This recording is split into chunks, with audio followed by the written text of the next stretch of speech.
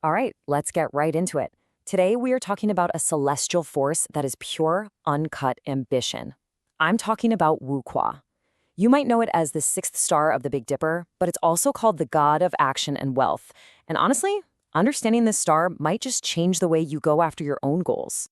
To kick things off, just think about this quote for a second. It perfectly captures Wu Kui's energy. If the entire spirit world was a massive corporation, Wu Kui isn't the chairman of the board, dreaming up big ideas. Nope. Wu Kui is the hard-charging COO, the one on the ground making things happen.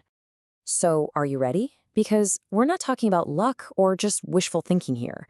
This is about success that's earned, a drive that's relentless, and a kind of power that's, well, it's totally different. Let's dive in.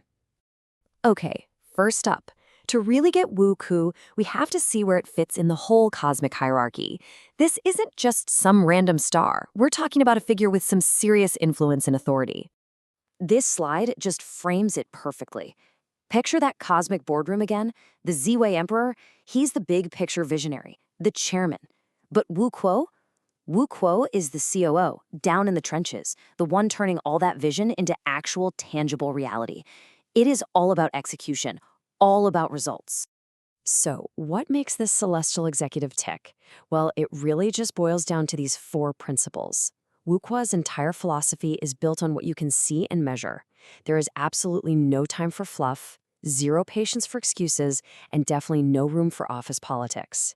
It's just about raw skill and the will to get it done. Let's rewind a bit and look at the backstory. How exactly did a star in the night sky become this legendary symbol of power and wealth? The story here is fascinating. It's a blend of hard science and incredible myth. Okay, this is actually super cool. Astronomically, Wuqua is a star called Mizar, but if you look really closely right next to it, you might just spot an even fainter star, Alcor. Back in ancient times, being able to see both stars with your naked eye was the ultimate vision test. It meant you were sharp enough to be an elite archer or a royal guard. And that just perfectly captures Wuqua's whole deal: precision, clarity, and that keen sight you need to hit your target. Now, in the epic tale Investiture of the Gods, every major star has a human form, right? Well, get this. Wu Quan's is none other than King Wu, the legendary guy who founded the Zhao dynasty. And this man is the perfect embodiment of that warrior spirit, as you're about to see. King Wu's life story is basically the textbook definition of Wu Ku energy. He didn't just talk about making a change, he went out and did it. He took on his father's mission, led his troops from the very front against an army that was way bigger. And he didn't just win, he built something that would last for centuries. That journey, from ambition to action to creating a stable new world, that is the soul of Wu Ku. Okay, so we know Wu Ku is a hardcore, decisive leader. But what about the personality? And how in the world does this connect to being a god of wealth? This next part really gets to the core of what Wu Ku is all about. This is such a powerful way to think about it. Wu Ku's element isn't just any old metal. It's yin metal. Think of something that's been refined, purified, and shaped by fire and intense pressure. It's not the raw iron ore you just dig out of the ground. It's the perfectly balanced sword or the shiny bar of pure gold that you get after all the hard work is done. It's valuable, it's sharp, and it has been through hell and back to get that way. Now this is a really important point. Wu Kui is a wealth star for sure, but it's in charge of a very specific kind of wealth, proper wealth. This has nothing to do with winning the lottery or getting a lucky stock tip. This is the wealth you build through skill, through expertise, through pure hard work. It's that steady, reliable income that comes from being a master of your craft. So what's it actually like to have this kind of energy?